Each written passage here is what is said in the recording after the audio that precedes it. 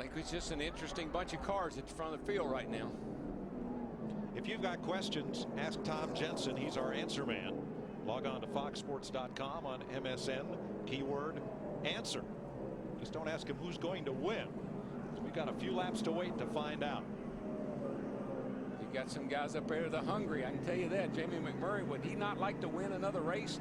What's it been? He's won one race 5 years ago? 2002. David Gilliland, our outside pole sitter, running in 5th spot. Would he not like to win his first race? You better believe it. He's just been quietly hanging out all day long. He has. How about Kurt Busch? A Dodge hasn't won a plate race in 30 years, and he's never won one in 26 attempts. How about Penske Racing has never won a restrictor plate race, with the exception of the Budweiser shootout at Daytona with Rusty one time. Kevin Harvick, who won the Daytona 500, who started in the next to last row. Well, he come to the front. We saw him at Daytona. Man, he came from nowhere at Daytona to drag race with Mark Martin to the finish line to win. And of course, we remember what happened behind them too. And we're getting ready to settle it, boys.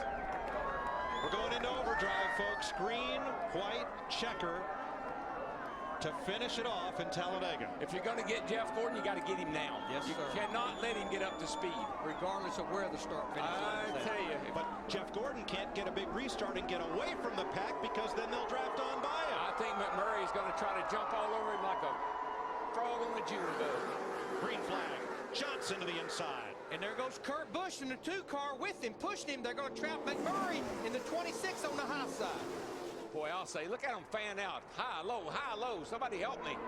Oh, there goes Stewart, the 20 to the high side with no help. They're 3 wide off turn Trouble, 2. boys, trouble. It's over. There's the caution. There is the caution right there. Only one attempt at this green-white check. And Stewart has crashed. While everyone lifted for the caution flag, Tony Stewart ended up in the wall.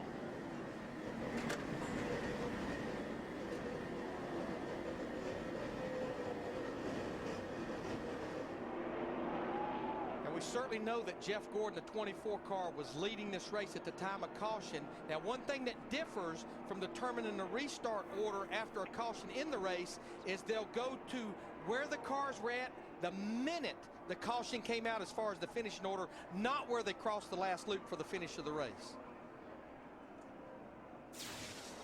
Let's see what happens here, because they were all coming up to speed and there was a lot of blocking going on. You see Gilliland, I just saw him cut down in front of Tony. Kenseth got into Sauter. Sauter's still okay. 4 wide.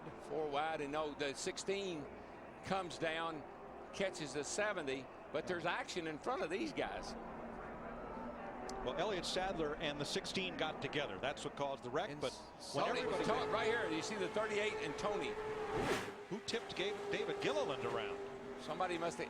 Was it 26? Ouch. Man, that's a hard hit, and there's no safer barrier there. No, we may see from another angle who tipped Gilliland. They go way up there. I mean, the 16 Biffle just came down on Elliott Sadler, and Johnny Sauter, the 70, ended up being the victim there, and Elliott Sadler was able to continue. NASCAR will determine at what moment they lit up the caution lights to freeze the field and end the race. Stewart very unhappy. Not sure what that's about. We'll figure it out, though. Because somebody sure turned him. The wreck was behind him, but as the caution flew, a lot of people checked up. Let's see what happens. There's Tony on the high, up on the outside. They see a wreck behind him. McMurray. Somebody got into the back of David Gilliland in that 38 car as well, which I think was all part of that equation right there. Boy, and then there, you see down here where Tony hits the wall, there's no safer barrier there. You can see it stops at that opening back there. That's a hard driver lick. Oh, here we go. Here we go. 26 is there. The 38. The silver car. The 38's kind of coming up, and McMurray's kind of caught in a trap. Yeah, I mean, I know Tony's upset with Jamie right now. I'm not sure Jamie could do a whole lot about that. Checkered flag waves on Jeff Gordon.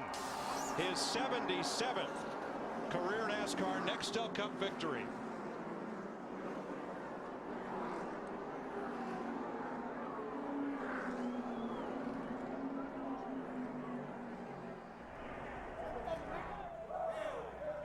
Jimmy Johnson second, Kurt Busch is third unofficially. Jamie McMurray, Dale Earnhardt Jr., Daytona winner Kevin Harvick, Gilliland, Stremme, Newman, and Truex, the top 10.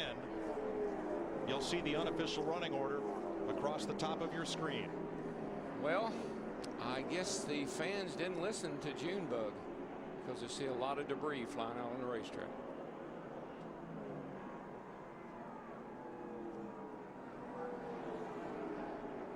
I just think that Jeff Gordon winning Jeff Gordon's just on a roll this year, guys. He's got all the momentum. Everything's going his way. He's had 4 poles. He's going to be hard to handle all this year. And remember, this win right here, that's 10 more bonus points in his bank account, making 20 now to add to his 5,000 points when we get to the chase. Chevy congratulates Jeff Gordon, winner of today's race from Chevy, an American Revolution.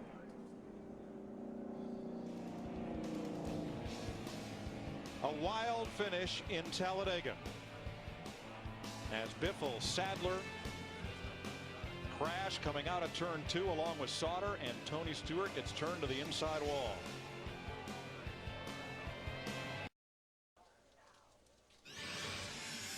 Our Allstate Good Hands driver is Jeff Gordon, taking the lead at lap 185 from Jamie McMurray just prior to David Rudiman's engine going up and the final caution coming out.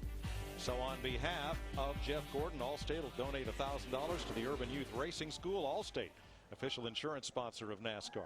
Are you in good hands? This fellow is. Dick Berggren is in victory lane. And we've seen Jeff Gordon now in 77 victory lanes, but this may be his most enthusiastic ever. High fives for the crew. 77 wins, the 77th coming on Dale Earnhardt's birthday. Your reaction?